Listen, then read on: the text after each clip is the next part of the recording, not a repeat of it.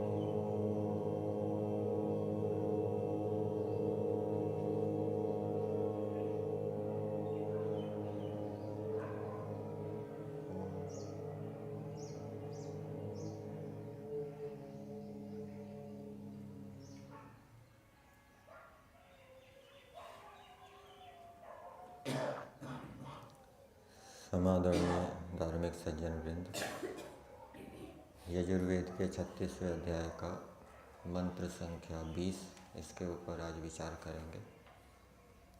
मंत्र है नमस्ते हरसे शोषिषे नमस्ते अस्तु अर्चिषे अन्यांस्ते अस्मत् तपन्तु हेतयः पावको अस्मभ्यं शिवो भव। तो इस मंत्र में बताया गया है कि मनुष्य ईश्वर की आज्ञा का पालन करें। नमस्ते हरसे शोचिषे, हम हे परमेश्वर आप पापों को हरने वाले हैं, सब संसार को प्रकाशित करने वाले हैं, जीवात्माओं को प्रकाशित करने वाले हैं। हम आपको नमस्कार करते हैं, अर्थात हम आपकी आज्ञा का पालन करते हैं। क्यों आज्ञा का पालन करते हैं? आगे की पंक्ति में बताया, जिससे कि आपकी जो हेतियाँ हैं, अर्थात जो न्याय व्यवस्थाएं हैं, वो हमारा कल्याण करने वाली हों। आपकी न्याय व्यवस्था में हमारा कल्याण हो, उन्नति हो, प्रगति हो, हम लक्ष्य की ओर बढ़ें, इसलिए हम आपकी आज्ञा का पालन करते हैं। और यदि हम आपकी आज्ञा का पालन नहीं करेंगे तो आपकी जो व्यवस्थाएं हैं, न्याय व्यवस्थाएं हैं, वो हमें संतप्त करेगी, पीड़ा देगी, वो हमारा अकल्याण करने वाली होगी। इसलिए हम आपकी आज्ञा का पालन करते हैं, जिससे कि हमारा कल्याण हो। और इस मंत्र के भावार्थ में दिया है, हे परमेश्वर, हम लोग आपके शुभ गुण कर्म स्वभावों के तुल्य अपने गुण कर्म स्वभाव करने के लिए आपको नमस्कार करते हैं। तो ईश्वर की आज्ञा का पालन करने से एक लाभ तो ये होगा कि हमारा कल्याण होगा, हमें सुख की प्राप्ति होगी।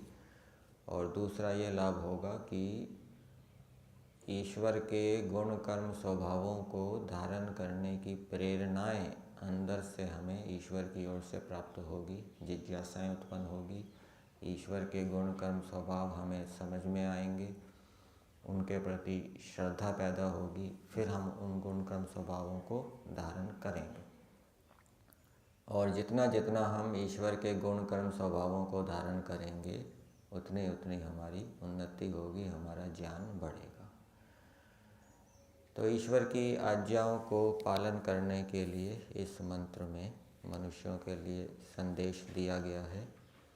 और ईश्वर की आज्ञाएं 3 रूप में हैं, उनको हम 3 भागों में बांट सकते हैं। एक तो ईश्वर की आज्ञा ये है कि हम निरंतर ईश्वर को ही सबसे महत्वपूर्ण माने, उसी को उपास्य माने, किसी दूसरे भौतिक पदार्थ को अथवा किसी व्यक्ति को हम उपास्य न माने। एक ईश्वर की आज्ञा ये है। दूसरा, ईश्वर की आज्ञा ये है कि हम शुभ कर्मों को करें, अशुभ कर्मों को ना करें।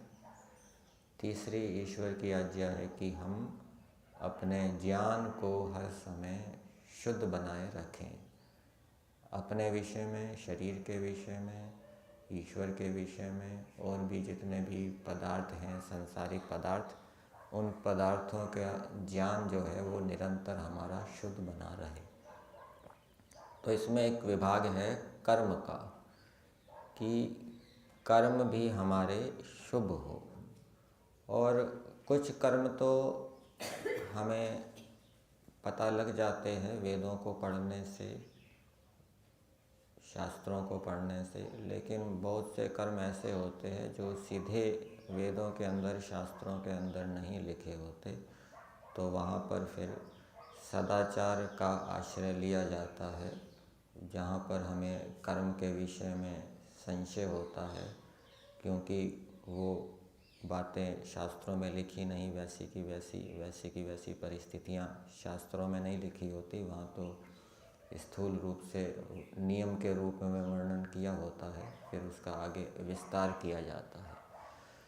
तो वहाँ पर हमें सदाचार का भी आश्रय लेना पड़ता है, जो सत्पुरुषों का आचरण है। जैसे वेद का एक आदेश है, आपने व्यवहार भानु ग्रंथ के अंदर भी पढ़ा होगा, कि मनुष्यों को तन मन धन कहाँ लगाना चाहिए। वेद का आदेश क्या है? मनुष्यों को अपना तन मन धन विद्या की वृद्धि में, अपने जाति वालों की रक्षा में, अनाथों के पालन में तन मन धन लगाना चाहिए। और अनाथ वहाँ पर किनको कहा गया है? जो वृद्ध हैं, रोगी हैं, अथवा जिनका अंग भंग हो गया है, ऐसे जो अपना पालन स्वयं नहीं कर पाते, उनके पालन में मनुष्यों को अपना तन मन धन लगाना चाहिए। अब ये बात तो लिखी है, वेदों के अंदर बताई है, लेकिन परिस्थिति के अनुसार कभी कभी संशय उत्पन्न हो जाता है, ठीक है ना। जैसे युद्ध हो रहा है और युद्ध के अंदर सैनिक घायल हो गए, अंग भंग हो गया उनका, तो क्या जो टीम है, डॉक्टरों की टीम जो साथ में चलती होगी, वो केवल अपने घायलों का ही इलाज करे या शत्रुओं के घायलों का भी इलाज करे? ये प्रश्न उत्पन्न होगा, ठीक है ना, क्योंकि शत्रु के घायल सैनिक भी मिलेंगे युद्ध के समय, और अपने घायल सैनिक भी मिलेंगे। तो क्या अपने देश वालों को केवल अपने घायल सैनिकों की ही सेवा करनी है, शत्रुओं के घायल सैनिकों की सेवा नहीं करनी? ये प्रश्न उत्पन्न होगा। इसी प्रकार से आपदाएं आ जाती है, बाढ़ आ जाती है, भूकंप आ जाते हैं, वहाँ पर संस्थाएं जाती है सेवा करने के लिए। और कोई संस्था, किसी संप्रदाय, मत संप्रदाय से संस्था गई सेवा करने के लिए, क्या वो अपने मत संप्रदाय वालों की ही सेवा करे या सबकी सेवा करे? वहाँ प्रश्न ये उत्पन्न होता है, किसकी सेवा करनी चाहिए? सबकी करनी चाहिए। सबकी करनी चाहिए। जैसे आर्य समाज की संस्था गई, भूकंप आ गया, तो क्या आर्य समाजियों को चुन चुन के उनकी सेवा करेंगे? दूसरे नहीं हैं उनकी सेवा नहीं करेंगे, सबकी करनी पड़ेगी। इसी प्रकार से युद्ध में जो घायल सैनिक है, सब, कोई भी घायल सैनिक मिलता है, चाहे शत्रु पक्ष का हो चाहे हमारे पक्ष का हो, सबको जीवन देने का कर्तव्य है, सबकी सेवा करनी चाहिए। तो ये सदाचार आदि से हमें पता लगता है।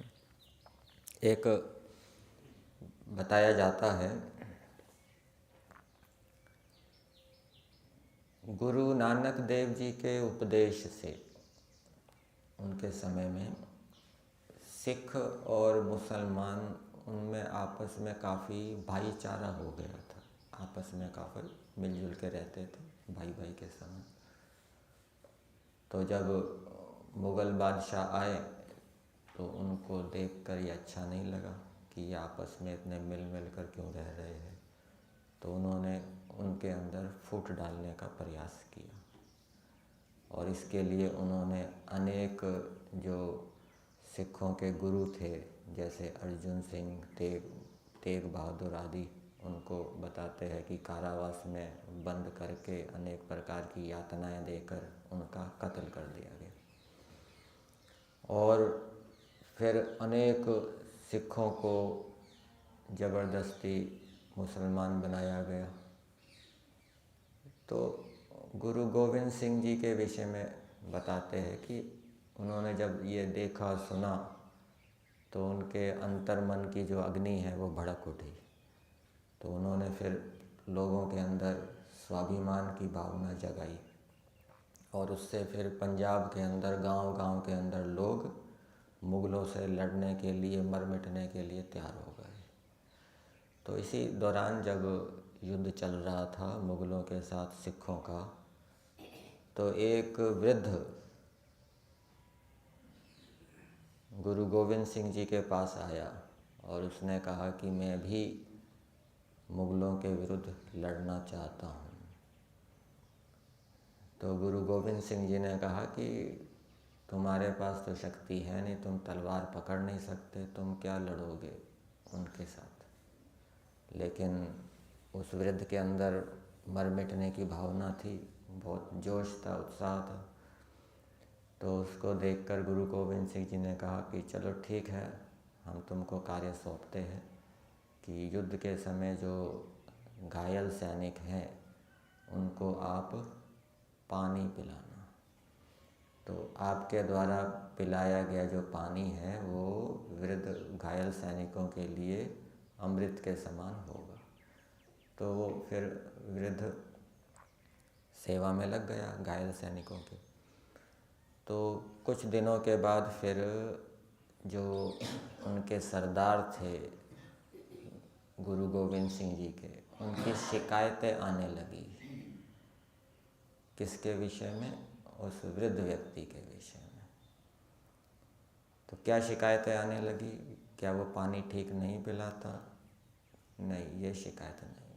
उनकी शिकायत ये थी कि ये जो वृद्ध व्यक्ति है ये सबको पानी पिलाता है, सिखों को भी पानी पिलाता है और जो मुग़लों के घायल सैनिक हैं उनको भी पानी पिलाता है। जो मुग़लों के घायल सैनिक हैं पानी भी पिलाता है, उनके माथे पर हाथ भी फेरता है, उनके लिए प्रार्थना भी करता है। तो ये सरदारों को अच्छा नहीं लगा। तो उन्होंने वो शिकायत गुरु गोविंद सिंह जी को की। तो जब उनके सामने ये बात आई तो उन्होंने वृद्ध को बुलाया। तो वृद्ध से पूछा आप क्या करते हैं? तो उन्होंने कहा कि वाहेगुरु का आदेश है, वाहेगुरु के आदेश का मैं पालन करता हूँ, सबको मैं अमृत रस पिलाता हूँ। तो उससे गुरु गोविंद सिंह जी प्रभावित हुए, उनकी आंखों में पानी आ गया और उन्होंने कहा कि तुम ये अमृत रस सरदारों को भी पिलाओ, जिससे कि उनके अंदर भी ये प्रेम का भाव उत्पन्न हो जाए। तो ये सदाचार इतिहास हमें बताता है कि सबकी सेवा करनी चाहिए, पक्षपात नहीं करना चाहिए। इसी प्रकार से हमारी भारतीय थल सेना का एक लोगो है। क्या लोगो है? अथर्ववेद का एक मंत्र है, वो लोगों के रूप में दिया गया। लोगों को कहते हैं आदर्श वाक्य। पुमान पुमांसम परिपातु विश्वतः, ये आदर्श वाक्य है हमारी थल सेना का। और ऐसा बताया जाता है कि थल सेना में जहाँ तक हो सके किसी भी शत्रु सैनिक को मारने से बचाया जाता है। ऐसा ही होता है, जहाँ तक हो सके उसको मारने से बचाया जाता है, जिंदा रखने का प्रयास किया जाता है, ऐसा बताते हैं। तो वहाँ पर भी क्या है, जीवन की रक्षा करनी है, मारना नहीं है। तो ये हमें अनेक प्रकार के उदाहरणों से हमें मिलता है कि हमें जो सरेंडर करता है तब जो है, जब वो सरेंडर करता है ना तो उसको बचाने का हुआ है, बाकी तो उसको मारने का ही है।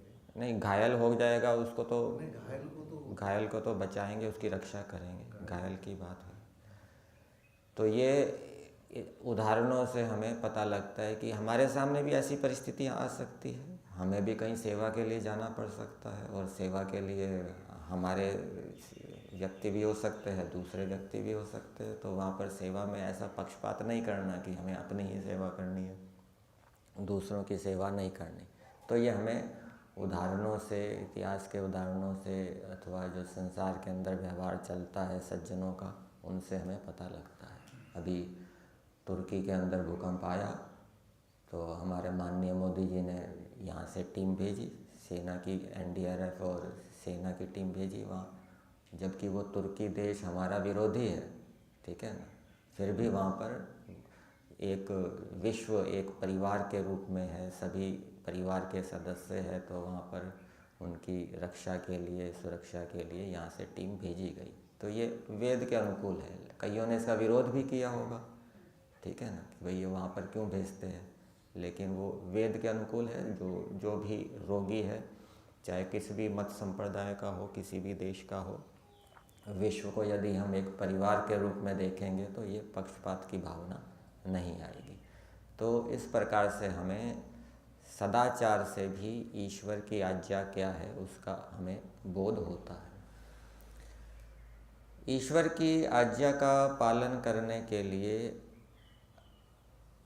जैसे कि योग के 8 अंग बताए जाते हैं, उनमें यम नियम है, और हम यदि किसी भी प्रकार के वितर्क को नहीं उठाते तो हम ठीक प्रकार से ईश्वर की आज्ञा का पालन कर रहे हैं। तो वितर्कों से बचने के लिए, वितर्क मतलब हिंसा, चोरी, असत्य, अब्रह्मचर्य, परिग्रह आदि के जो विचार उत्पन्न होते हैं, क्रियाकलाप व्यक्ति करता है, इनसे संबंधित इन वितर्कों से बचने का उपाय क्या है। यदि वितर्क उठेंगे तो हम ईश्वर की आज्ञा का पालन नहीं कर पाएंगे, और वितर्क नहीं उठेंगे तो हम ठीक प्रकार से ईश्वर की आज्ञा का पालन कर पाएंगे। तो वितर्कों से बचने के लिए एक उपाय तो ये है कि हमारी दिनचर्या व्यवस्थित होनी चाहिए। 2 प्रकार की दिनचर्या है, एक तो व्यक्तिगत हमारी दिनचर्या होती है और एक संस्थागत दिनचर्या है, संस्था के नियम बने हुए हैं। तो संस्थागत दिनचर्या का यदि हम ठीक प्रकार से पालन करेंगे तो उससे हमारा जो मन है वो संतुलित होगा, उसके अंदर फालतू के विचार नहीं आएंगे। इसी प्रकार से हमारी व्यक्तिगत दिनचर्या भी व्यवस्थित होनी चाहिए। प्रत्येक कार्य का समय निश्चित होना चाहिए, अब ये करना है, अब ये करना है, और उसके लिए हमें पहले से ही योजना बनाकर चलना चाहिए।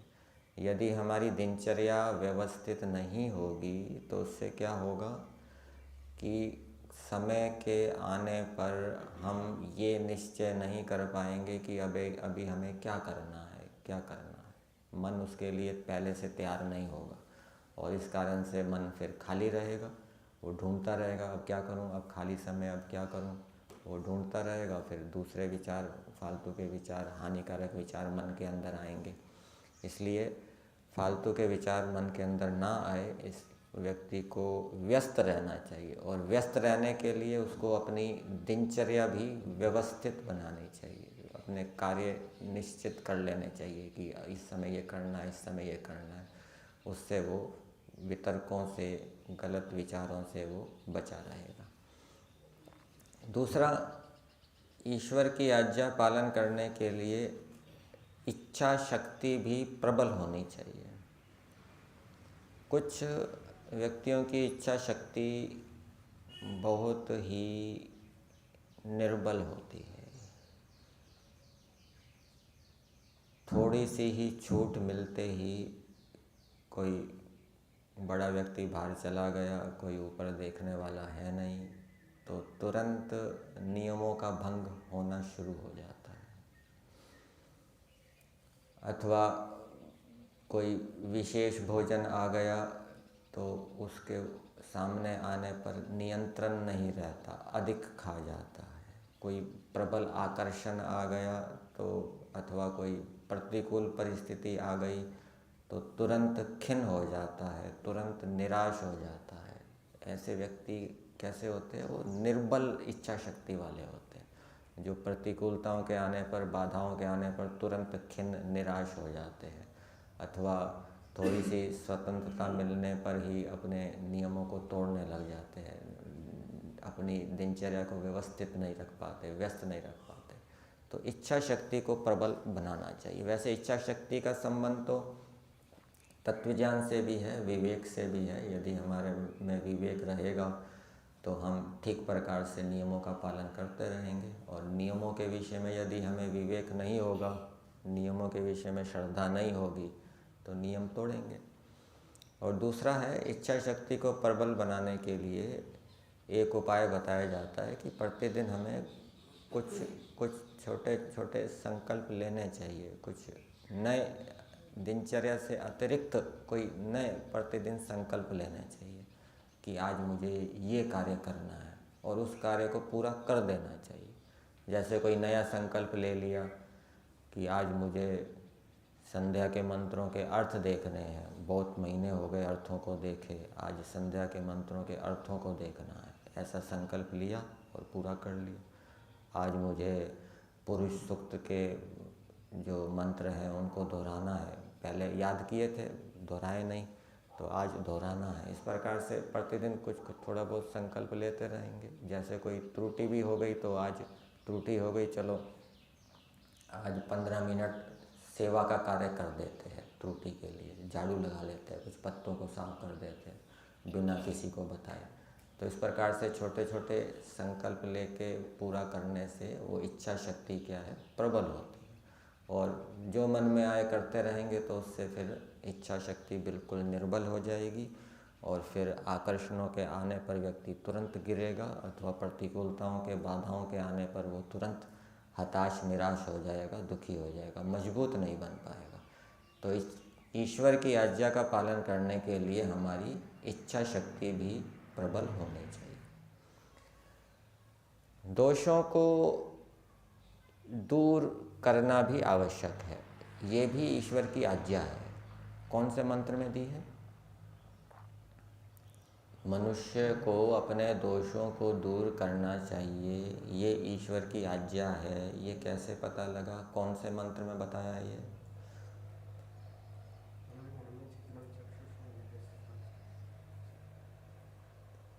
यन्मे छिद्रम चक्षुषो हृदय से, ये वाला। और ये भी है ओम विश्वानी देव सवितर्दुरितानि परासु।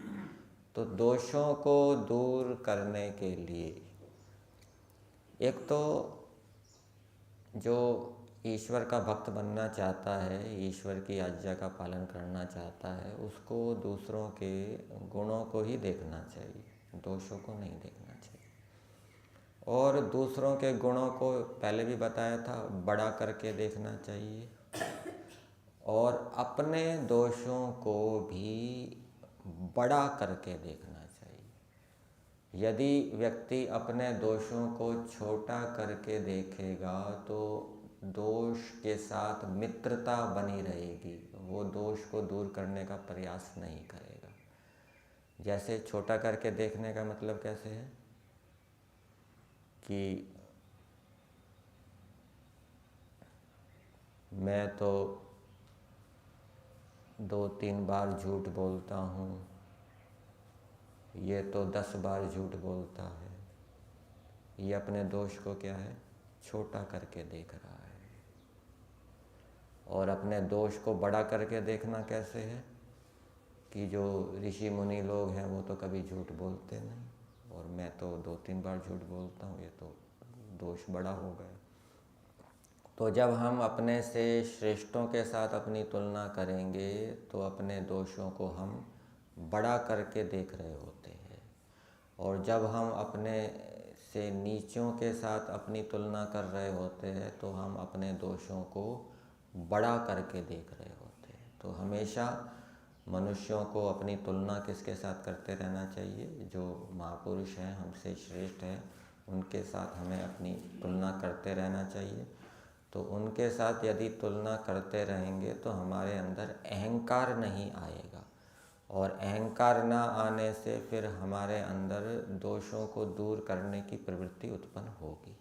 और यदि हम अपनी तुलना अपने से नीचों के साथ करते रहेंगे तो अहंकार बना रहेगा कि मैं उससे तो अच्छा हूँ, वो तो 10 झूठ बोलता है, मैं तो 3 बोलता हूँ, मैं तो उससे अच्छा हूँ। ये अहम भाव बना रहेगा और अहम भाव बने रहने के कारण फिर वो अपने दोष को दूर नहीं करेगा, पूरा प्रयास नहीं करेगा, वो एक प्रकार से अपने दोष के साथ मित्रता करेगा। तो ये स्थिति ठीक नहीं है। इसलिए हमेशा अपने तुलना क्या है, अपने से श्रेष्ठों के साथ करते रहना चाहिए। सूरदास जी का एक वाक्य आता है, मोह सम कौन कुटिल खल गामी, मोह सम कौन कुटिल खल कामी। सूरदास जी कह रहे हैं कि मेरे समान कौन कुटिल है, कौन दुष्ट है, कौन कामी है। अर्थात मैं सबसे अधिक कुटिल हूँ, कामी हूँ, खल हूँ। मतलब कि वो अपनी तुलना किसके साथ कर रहे हैं? श्रेष्ठों के साथ करें कि मेरे समान कोई भी श्रेष्ठ ऐसा नहीं है। ठीक है, तो ऐसा यदि हम प्रयोग करेंगे तो फिर दोषों को दूर करने की प्रबल इच्छा उत्पन्न होगी। इसको आत्मनिंदा कहते हैं, अपनी निंदा करना। ठीक है,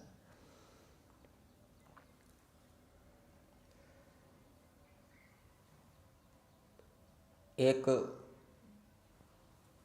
प्रश्न आपके सामने रखा जाता है। हमारी किसी से सहायता की जितनी इच्छा है, क्या दूसरा भी हमारी उतनी ही सहायता करने की इच्छा करता है या अधिक भी करता है? हमारी जितनी दूसरे से सहायता लेने की इच्छा है, दूसरे व्यक्ति की भी क्या उतनी ही सहायता देने की इच्छा होती है, या कम होती है, या अधिक होती है, या उतनी होती है? हर समय वो जरूरी नहीं है, कम भी हो सकती है। हम जितनी दूसरे से सहायता लेना चाहते हैं, दूसरे की उतनी इच्छा नहीं भी हो सकती, कम भी हो सकती है, उतनी भी हो सकती है, उतनी और उससे अधिक भी हो सकती है। ये तो व्यक्तियों के परिप्रेक्ष्य में है। अब ईश्वर के परिप्रेक्ष्य में क्या हम ईश्वर से जितनी सहायता प्राप्त करना चाहते हैं, मदद प्राप्त करना चाहते हैं, क्या ईश्वर उतनी ही मदद देना चाहता है, या उससे अधिक देना चाहता है, या उससे कम देना चाहता है? अधिक देना चाहता है, अपना प्रयास के ऊपर। हम किसी दोष को दूर करने के लिए जितना प्रयत्न कर रहे हैं, क्या ईश्वर उतनी ही मदद देना चाहेगा जितना हम प्रयत्न कर रहे हैं, या उससे अधिक देना चाहेगा?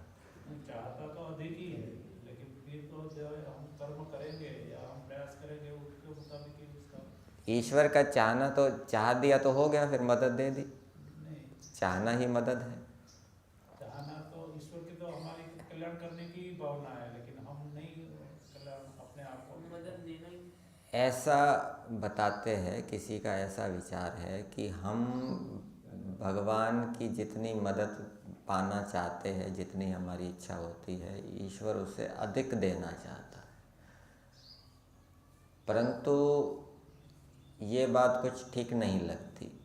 पूज्य स्वामी जी का एक वाक्य आता है, तो न्यायवादी है स्वामी। हाँ, उसके अनुसार जिसका जैसा प्रणिधान होगा वैसी सहायता मिलेगी। मनुष्य का जैसा प्रणिधान होगा, जैसी भक्ति होगी, वैसी ही क्या है, सहायता मिलेगी। अर्थात वो जितना प्रयास करना चाहेगा दोषों को दूर करने के लिए, और जितना प्रयत्न करेगा, एक तो है मदद की इच्छा करना, और फिर इच्छा के साथ साथ पुरुषार्थ भी चाहिए। केवल मदद की इच्छा कर रहा है, मदद की प्रार्थना कर रहा है, और पुरुषार्थ उतना नहीं कर रहा, तो फिर ईश्वर उतनी मदद नहीं करेगा। जितनी वो मदद चाहता है उतना ही यदि वो पुरुषार्थ करेगा तो वैसी उसको मदद मिलेगी। अधिक ईश्वर मदद नहीं देगा, ऐसा समझ में आता है। स्वामी जी, एक दुष्ट व्यक्ति है, बाद में अभी देख लेंगे इसका। और ईश्वर की आज्ञा का पालन करने के लिए हमें, ईश्वर की आज्ञा क्या है कि हम कलेशों से बचे रहें। कलेशों से बचने का उपाय क्या है? राग आदि से संसार को हम अनित्य देखें। जो अद्वैतवादी हैं वो क्या मानते हैं? ब्रह्म सत्यम जगत मिथ्या। तो वहाँ पर 2 स्टेप में उनको शिक्षा दी जाती है। पहली शिक्षा ये दी जाती है कि जगत मिथ्या है, जगत मिथ्या है। तो इसको जो समझ जाता है तो उसका फिर संसार से वैराग्य हो जाता है, आसक्ति नहीं रहती। अब उसके बाद जिसके ऐसा बताते हैं कि जिसके पीछे के पुण्य कर्म अधिक है और पुण्य कर्मों के कारण जिसका चित्त परिपक्व हो गया है, तो उसको अब ये शिक्षा दी जाती है कि ब्रह्म सत्य है। पहले क्या शिक्षा दी थी? जगत मिथ्या है। फिर क्या शिक्षा दी जाती है? ब्रह्म सत्य है। अर्थात ये सब क्या है? ब्रह्म है। अब उसके अंदर ब्रह्म को जानने की योग्यता उत्पन्न हो जाती है, क्योंकि जब तक उसका चित्त राग आसक्ति से युक्त रहेगा, जब तक उसको वैराग्य नहीं होगा, तब तक उसको ब्रह्म को जानने की योग्यता उत्पन्न नहीं होगी। इसलिए दूसरे स्टेप में ये शिक्षा दी जाती है कि ब्रह्म जो है वो सत्य है। लेकिन वैदिक दृष्टि से देखें तो ये ठीक नहीं है। तो हम क्या शिक्षा देते हैं? हम ये नहीं कहते कि जगत सत्य है, हम क्या कहते हैं? जगत मिथ्या है। हम ये शिक्षा नहीं देते। हम क्या शिक्षा देते हैं? जगत अनित्य है। तो जब हम संसार को अनित्य देखेंगे तो संसार के पदार्थों के प्रति हमारी आसक्ति हट जाएगी, ठीक है ना। और फिर जब वैराग्य हो गया, आसक्ति हट गई, फिर उसके बाद आत्मा परमात्मा की शिक्षा की बात आती है। फिर व्यक्ति आत्मा परमात्मा को जानने का प्रयास करेगा वैराग्य होने के बाद, तब तो आत्मा परमात्मा समझ में आएंगे। और यदि वैराग्य हुआ नहीं और पहले ही वो आत्मा परमात्मा को जानने के लिए प्रयास करेगा, तो फिर उसको आत्मा परमात्मा समझ में नहीं आएंगे। इसलिए चित्त की एक योग्यता होती है, जब तक उस योग्यता की प्राप्ति नहीं होती, जब तक चित्त वैराग्य से युक्त नहीं होता, तब तक वो कितना ही आत्मा परमात्मा को जानने का प्रयास कर ले, वो समझ में उसको नहीं आएंगे। तो ये मंत्र का संदेश मनुष्यों के लिए है। मंत्र में ईश्वर को हर से कहा है, पापों को हरने वाला है। तो मनुष्यों को भी ईश्वर के समान, जैसे ईश्वर मनुष्यों के पापों को हरता है, पापों को दूर करता है, पापों को दूर करने के उपाय परमेश्वर ने बताए हैं। क्या उपाय बताए हैं?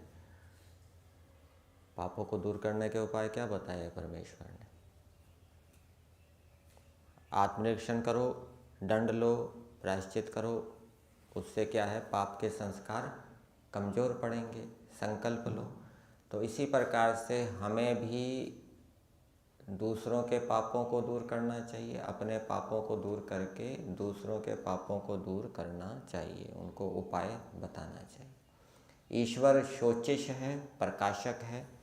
ईश्वर अनेक प्रकार की विद्याओं को प्रकाशित करता है। हमें भी विद्याओं का प्रकाश करना चाहिए। ईश्वर पावक है। मंत्र में ईश्वर को पावक बताया, पवित्र करता है, पवित्र करने वाला है। हमें भी दूसरों को पवित्र करना चाहिए। ईश्वर संसार को भी पवित्र करता है और आत्माओं को भी पवित्र करता है। संसार को पवित्र ईश्वर सूर्य, वायु, पेड़ पौधे आदि के माध्यम से करता है, और आत्माओं को पवित्र किससे करता है? विद्या देकर आत्माओं को पवित्र करता है। इसी प्रकार से हमें भी अग्निहोत्र आदि के माध्यम से, पेड़ पौधे लगाने से और अनेक प्रकार की विद्याओं को देने से भौतिक पदार्थों को और मनुष्यों को पवित्र करना चाहिए। और मंत्र में ये भी बताया है कि मनुष्यों को सदा ईश्वर की आज्ञा का पालन करना चाहिए। ईश्वर की आज्ञा का पालन करेंगे तो परमेश्वर हमारे लिए कल्याणकारी होगा, और यदि ईश्वर की आज्ञा का पालन नहीं करेंगे तो ईश्वर हमें अनेक प्रकार के संताप देगा, कष्ट देगा, पीड़ा देगा, और भावार्थ के अनुसार ईश्वर की आज्ञा का पालन करेंगे तो ईश्वर की कृपा से हमें ईश्वर के अनेक गुण कर्म स्वभावों को धारण करने की प्रेरणाएं मिलेगी। ईश्वर के गुण कर्म स्वभाव हमें समझ में आएंगे, उनको हम धारण कर सकेंगे। यहीं तक रखते हैं।